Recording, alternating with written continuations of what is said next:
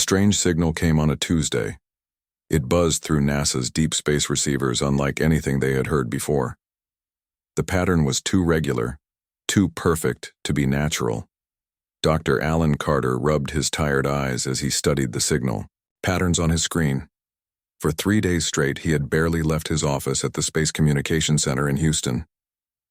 "You need to sleep, Alan," said Captain Olivia Wright as she placed a cup of coffee on his desk.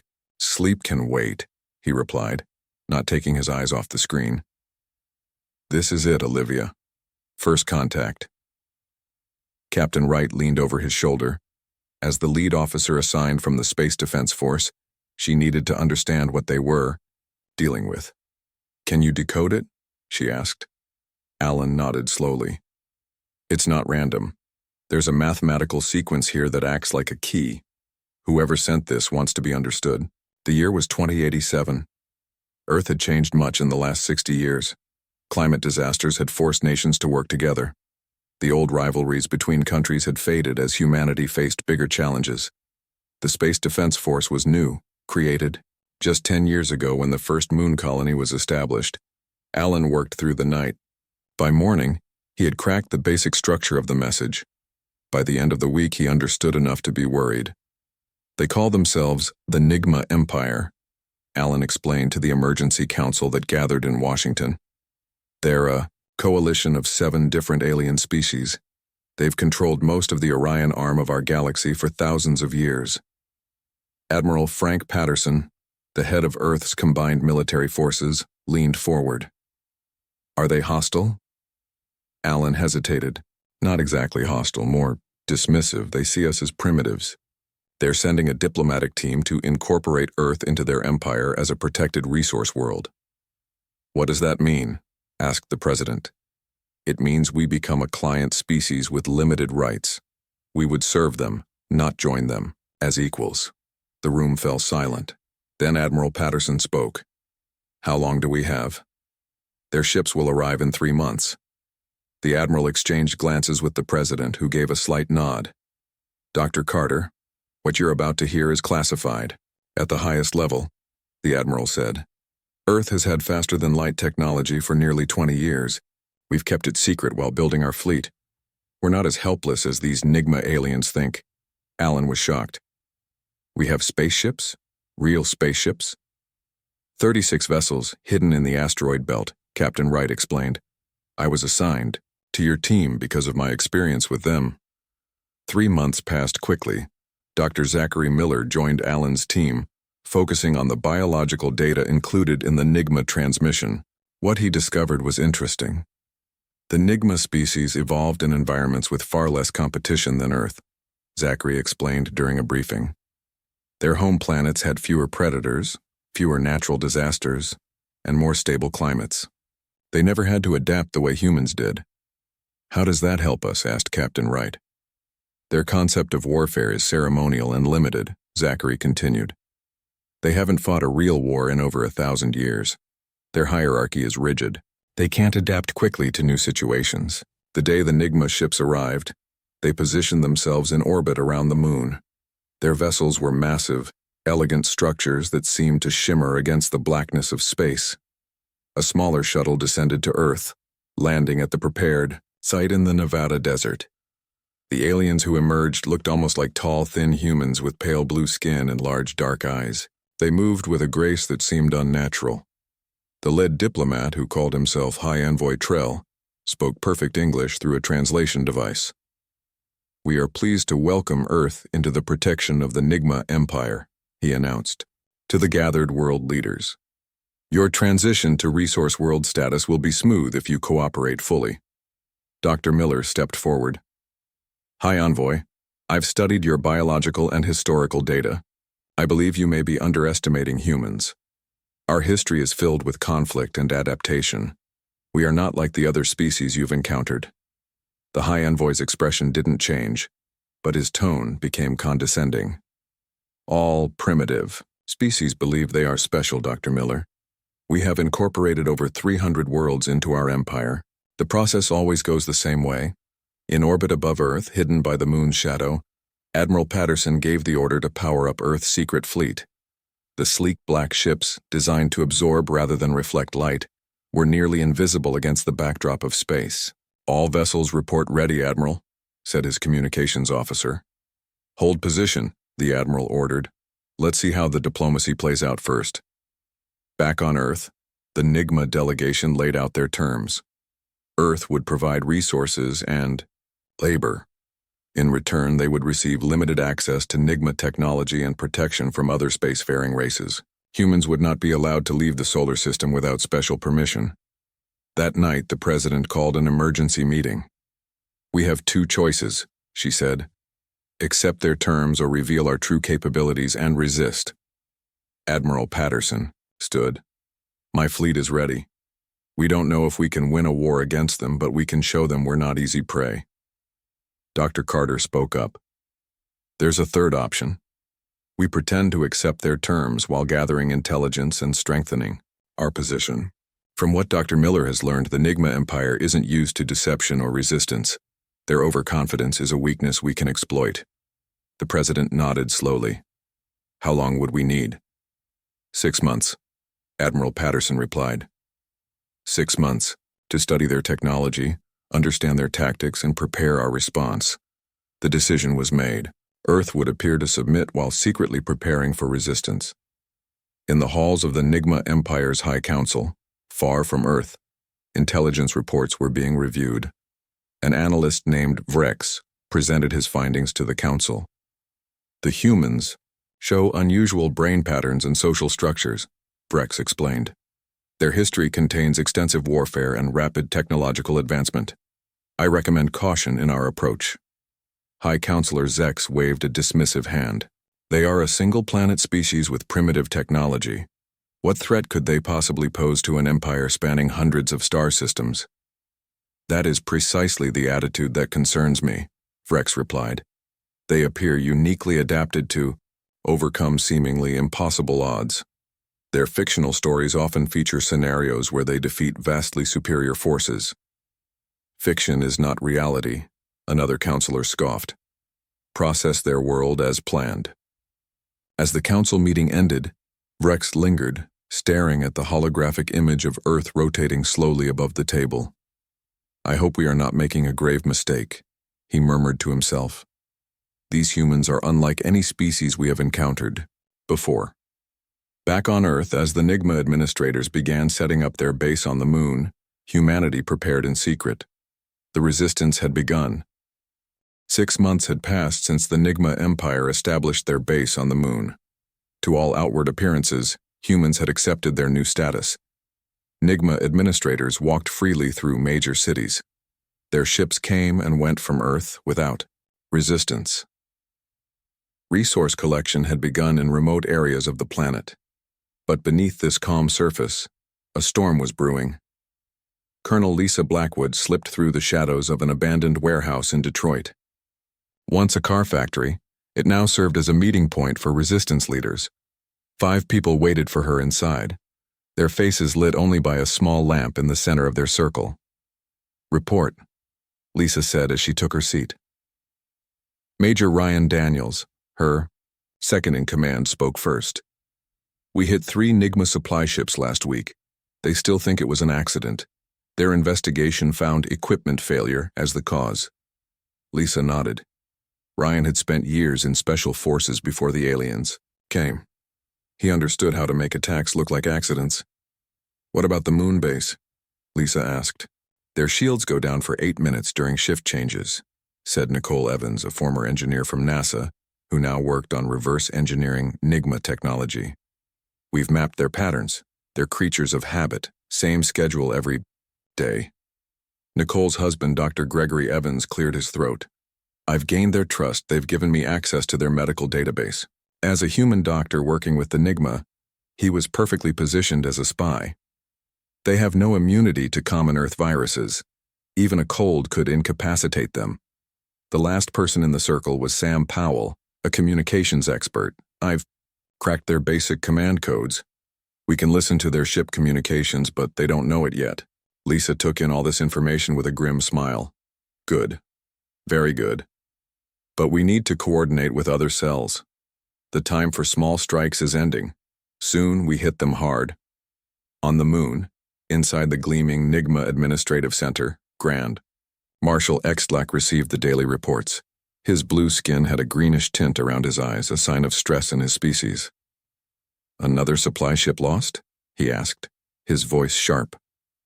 "Yes, Grand Marshal," replied his aide. "The humans claim it was navigational error. The ship crashed in their Pacific Ocean." "That's the third this month," Extlac said. "This is not coincidence." Science Director Vrex stood nearby, his posture stiff. "I warned the Council about the humans, Grand Marshal. Their history is filled with resistance against occupying forces. They excel at asymmetric warfare." Extlac waved a dismissive hand. "They are primitive. They smile at us in their cities. Their leaders cooperate." "Not all of them," Vrex insisted. "I've analyzed their historical records. During their Second World War, even as some countries fell, resistance movements continued. They call it guerrilla warfare, striking weak points then disappearing. Superstition," Extlac said. "Increase patrols around our facilities. Find these troublemakers and make examples of them." Back on Earth, on the outskirts of what used to be Chicago, Nicole Evans worked in a hidden underground lab. Around her, 20 of Earth's best engineers studied pieces of NIGMA technology. "Their shield generators are remarkable," Nicole said, pointing to a disassembled device on her workbench. "But they're designed for efficiency, not adaptability. If we increase the power input here and reconfigure the emission array, we can make them 10 times stronger." One of the engineers looked up. "Won't that make them unstable?" "For their systems, yes," Nicole replied with a smile. "But not for ours. We don't think like they do. They build for perfection within known parameters. We build for the unexpected." On Mars Colony, a small human settlement established before the NIGMA arrived, Dr. Gregory Evans sat across from a NIGMA administrator. The alien was reviewing data on a transparent screen between them. "Your insights into human biology have been most helpful, Doctor," the administrator said. "The Empire appreciates your cooperation." Gregory nodded respectfully. "I'm honored to assist. Might I ask about your species' respiratory system? It seems so different from ours." The administrator began explaining, not realizing that every piece of information Gregory gathered was transmitted back to Earth via a hidden device in his watch. The NIGMA trusted him completely, a human expert who had seen the wisdom of cooperation. What the administrator didn't know was that the medical data Gregory provided had been carefully altered. Critical weaknesses were hidden, strengths were exaggerated. The NIGMA were building a flawed understanding of their human subjects. In orbit around Jupiter, hidden in the massive planet's radiation shadow, Admiral Frank Patterson inspected Earth's secret fleet. New weapons had been added to the ships, based on studying NIGMA technology. "How soon can we move?" he asked his chief engineer. 2 more months, came the reply. "We're adapting their shield technology to our vessels. Once that's done, we'll have the advantage of surprise plus superior firepower." The Admiral nodded. "The NIGMA think we're just accepting our fate. Their arrogance will be their downfall." Meanwhile, Major Ryan Daniels led a small team through the Amazon rainforest. They moved silently toward a NIGMA mining operation that was stripping the forest of rare minerals. "Remember," Ryan whispered to his team, "we take out their equipment, not their people. Make it look like mechanical failure. We're not ready to show our hand yet." His team nodded. They carried no guns, only tools and small explosive devices, designed to look like faulty machinery parts. This was the 12th such operation they had conducted. Each one tested NIGMA responses and revealed more about their procedures and weaknesses. The night's mission was successful. By morning, the NIGMA would find their mining equipment mysteriously broken, with no evidence of human involvement. Back in Washington, Ambassador William Howard met with the NIGMA High Envoy. The human diplomat smiled and nodded as the alien outlined new resource quotas for Earth. "Of course, High Envoy," William said. "Earth understands its obligations to the Empire." "Your cooperation is noted and appreciated," the High Envoy replied. Many new species resist at first, but you humans have shown remarkable acceptance of reality. William lowered his eyes respectfully, hiding the cold calculation behind them. Every meeting gave him more insight into NIGMA psychology. Every concession bought more time for the resistance to prepare. In the NIGMA Empire's High Council chamber far from Earth, Vrex stood before the assembled counselors. His warnings had grown more urgent. "The humans are not what they seem," insisted. "Small incidents around their world suggest organized resistance. Their compliance may be a deception." High Counselor Zex sighed. "Your obsession with these humans grows tiresome, Vrex. Our reports show resource collection proceeding on schedule. Their leaders are cooperative." "That is what they want you to believe," Vrex said, his voice rising. "I have studied their history. Deception is their greatest weapon." "Enough," Zex replied. "Return to your duties. The Empire has incorporated hundreds of worlds. Earth is no different." As Vrex left the chamber, doubt began to creep into his mind. Perhaps he was wrong. Perhaps humans were just like all the other species the Empire had subjugated. Then his communication device chimed. A report from Earth.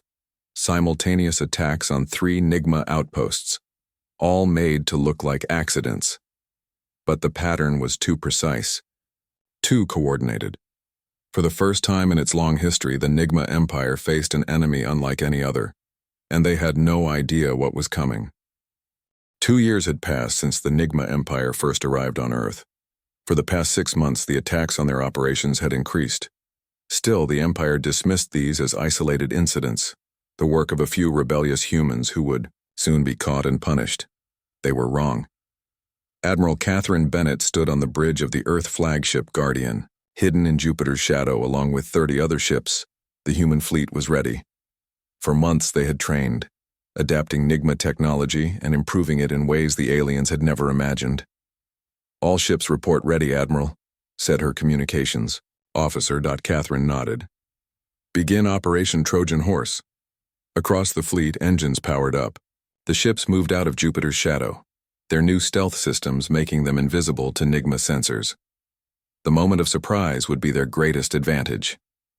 On Earth, Ambassador William Howard sat across from the NIGMA High Envoy Trell. In Washington, their weekly meeting was proceeding as usual.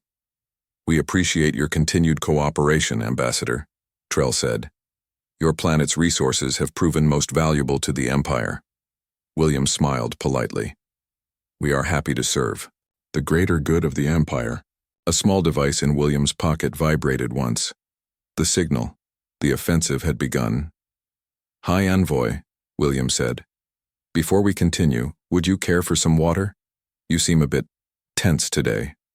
This simple phrase was being broadcast to all resistance cells around the world.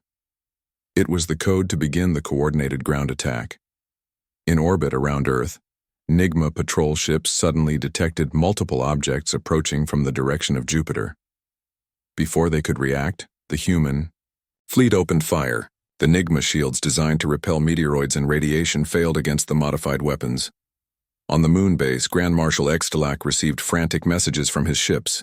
"We are under attack. Unknown vessels approaching." Then silence. "Impossible," Extalac muttered. "The humans have no space combat capability."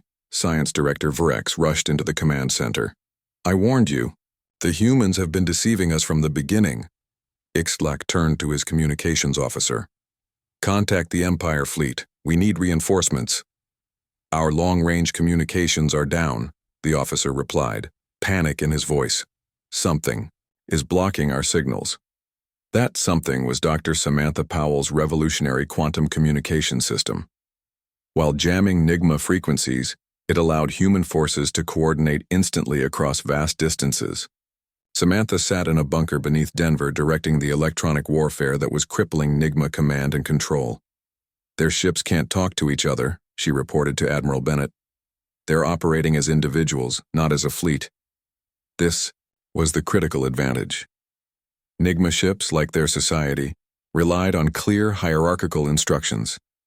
Without them, each captain made independent decisions, often contradicting each other's actions. On Titan, Saturn's largest moon, Lieutenant Commander Eric Johnson led a small team of hackers and soldiers. They had infiltrated the NIGMA Central database facility months ago, posing as maintenance workers. The aliens never suspected that humans could understand their complex systems. "I'm in," said one of the hackers. Downloading their strategic database now, Eric watched as streams of data filled their screens. What they found shocked them all. "The NIGMA Empire has been in decline for centuries," Eric said as he reviewed the data. "They've lost the ability to develop new technology. They've been maintaining control through intimidation rather than actual military superiority."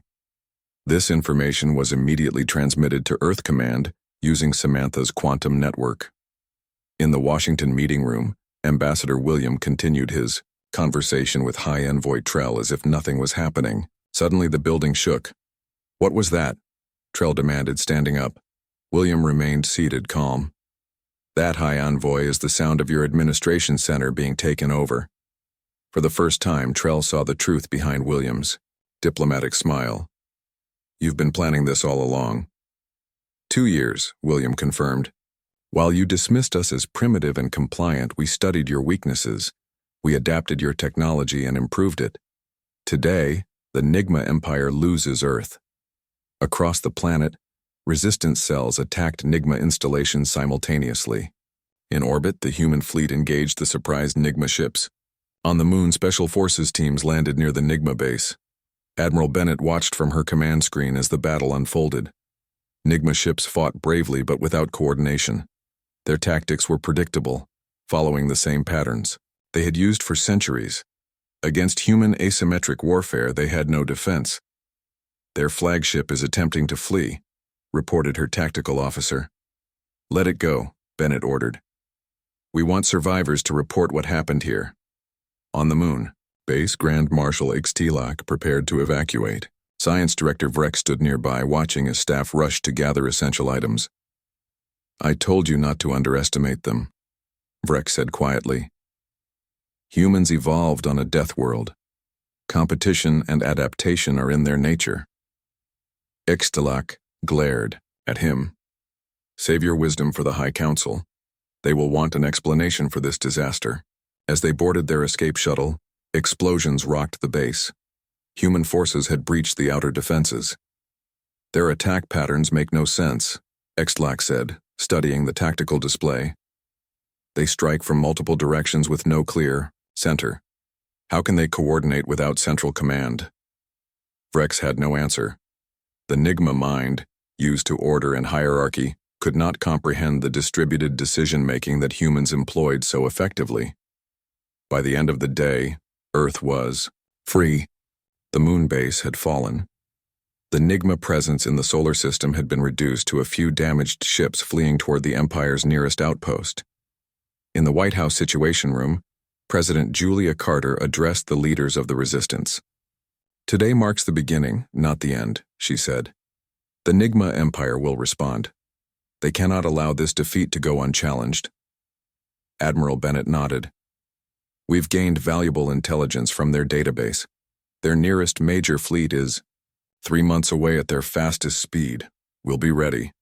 Colonel Lisa Blackwood stepped forward. "My teams have secured their ground facilities intact. The technology we've captured will help us prepare our defenses." Dr. Samantha Powell smiled. "And my quantum communication system gives us an advantage they can't match. Their ships will never be able to coordinate as effectively as ours."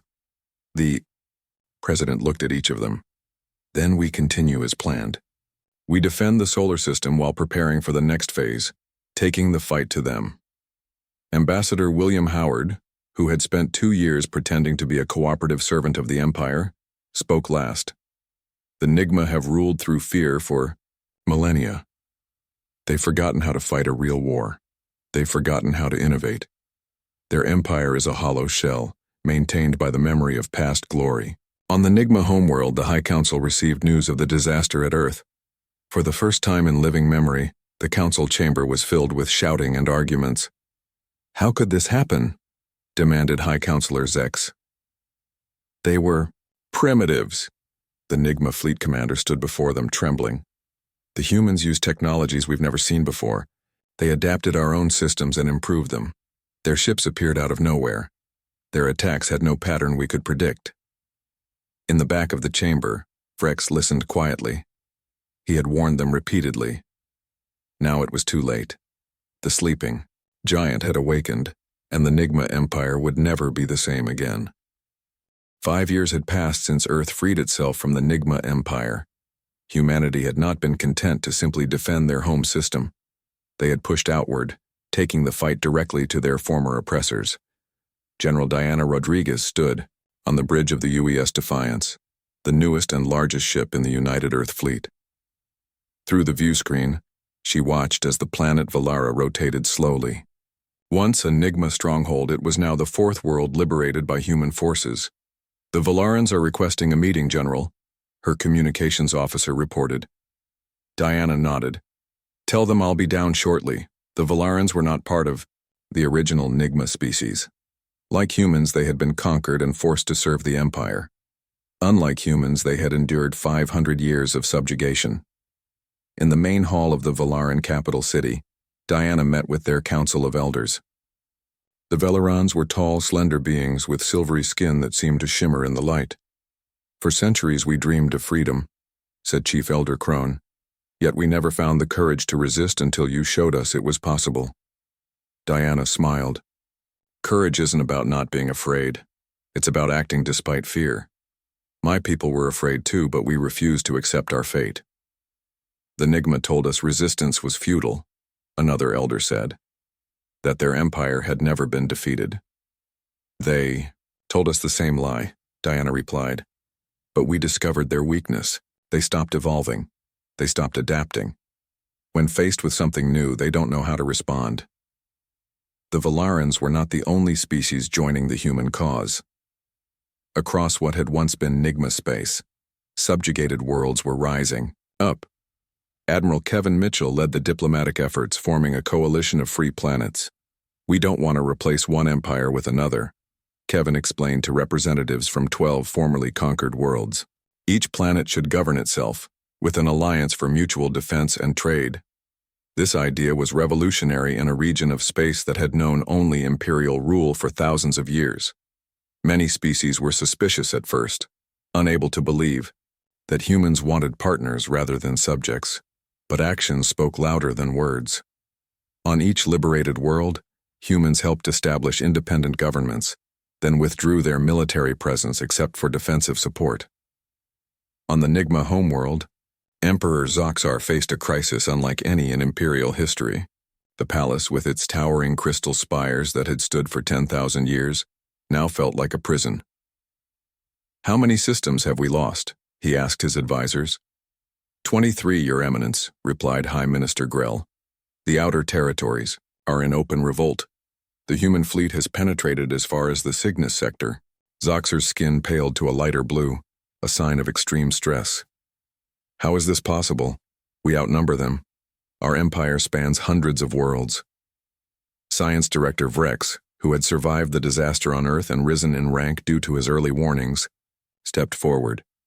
"The humans fight differently, Your Eminence. They don't engage in direct confrontations where our numbers would prevail. They strike key points, then disappear. They target our command centers and communication hubs. Without central control, our forces cannot coordinate effectively." "Then we must adapt," Zoxar declared. "Change our tactics." The assembled advisors looked at each other uncomfortably. The NIGMA had not changed their military doctrine in 2,000 years. The suggestion itself was almost heresy. Meanwhile, Dr. Laura Wilson had made a breakthrough in understanding NIGMA psychology.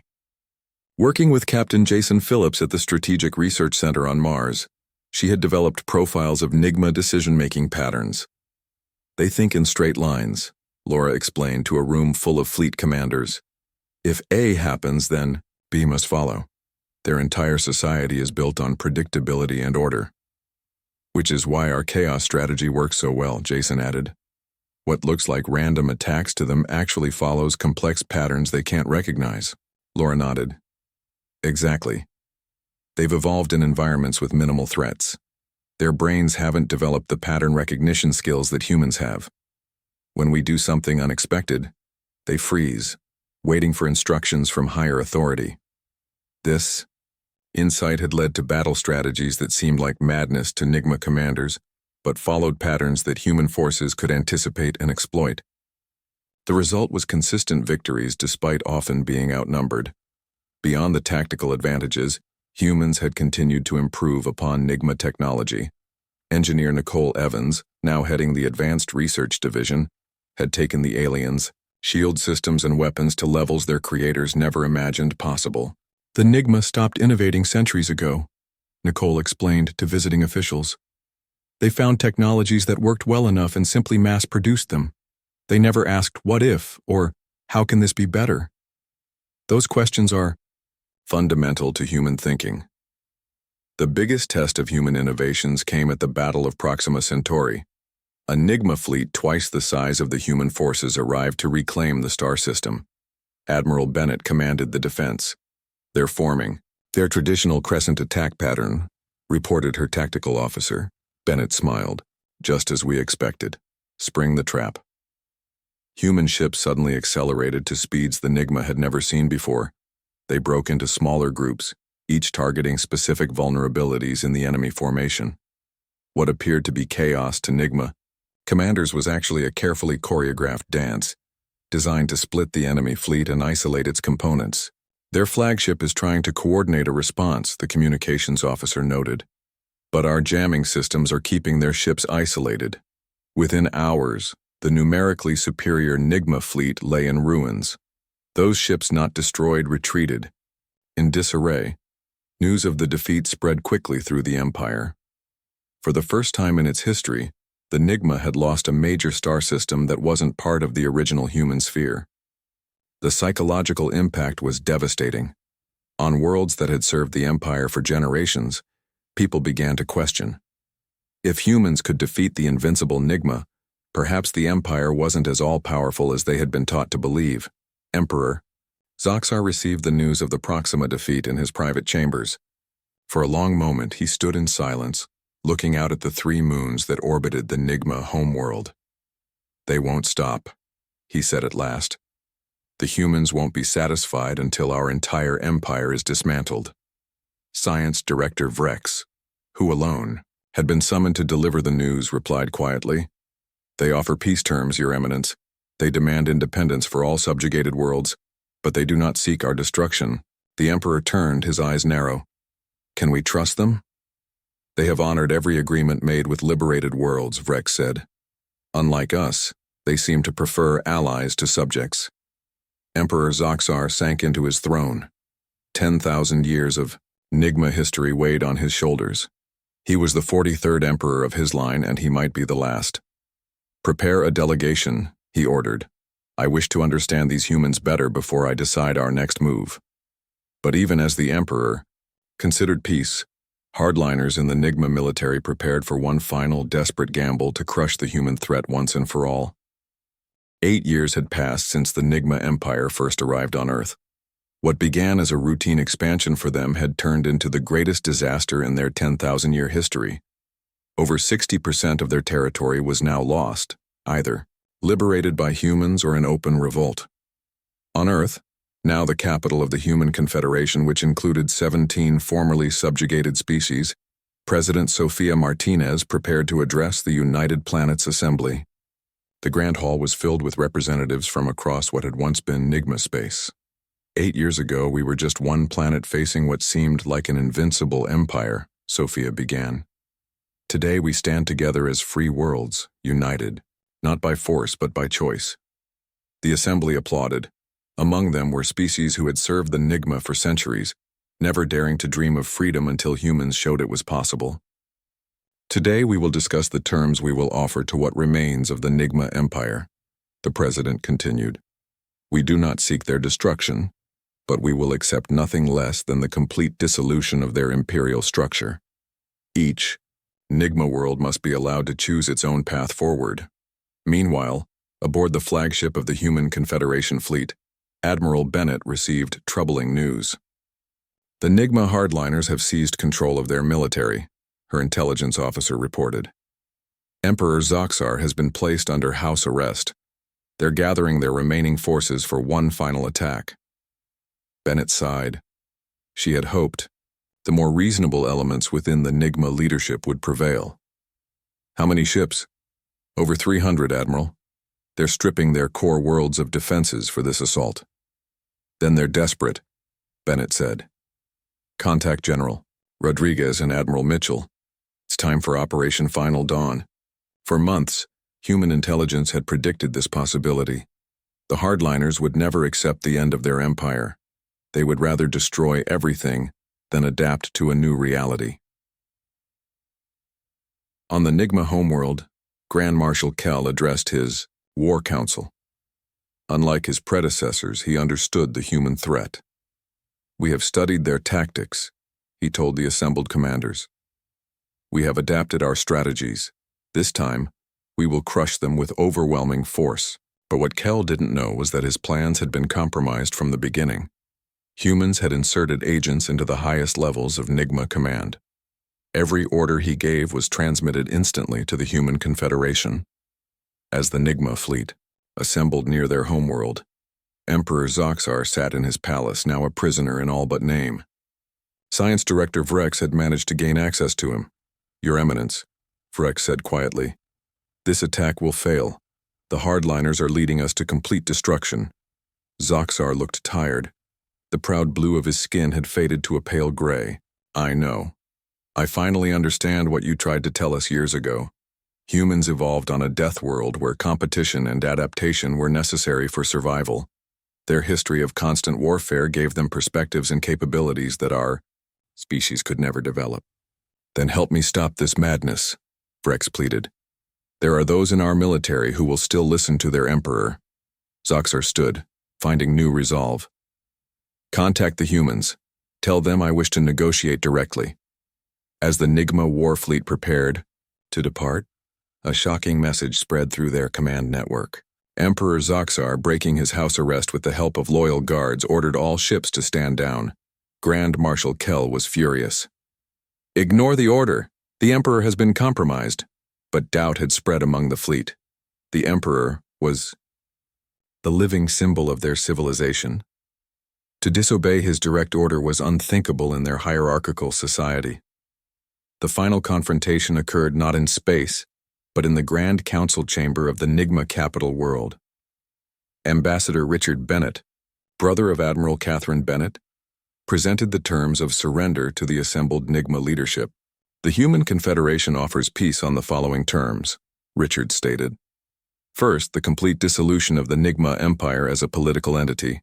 Second, independence for all worlds under NIGMA control. Third, a truth commission to document the history of imperial rule. Grand Marshal Kell stood in outrage. This is humiliation. How dare you dictate terms to an empire that has ruled for 10,000 years? Emperor Zoxar raised his hand for silence. How did a single planet species defeat an empire of hundreds? He asked Richard. The human ambassador smiled slightly. You ignored the warnings about us. You saw our adaptability as primitive chaos rather than our greatest strength. You mistook our cooperation for weakness rather than recognizing it as our most powerful weapon. Zoxar nodded slowly. And so an empire that lasted 10 millennia falls in less than a decade. He turned to his people. I accept these terms. The NIGMA Empire is no more. The room erupted in shouting. Some officials wept openly. Others sat in stunned silence. 10,000 years of history and tradition ended with a few simple words. In the following months, the former NIGMA worlds faced the challenge of self-governance for the first time. Some embraced it eagerly. Others struggled with the responsibility of freedom. The Human Confederation offered assistance but never control.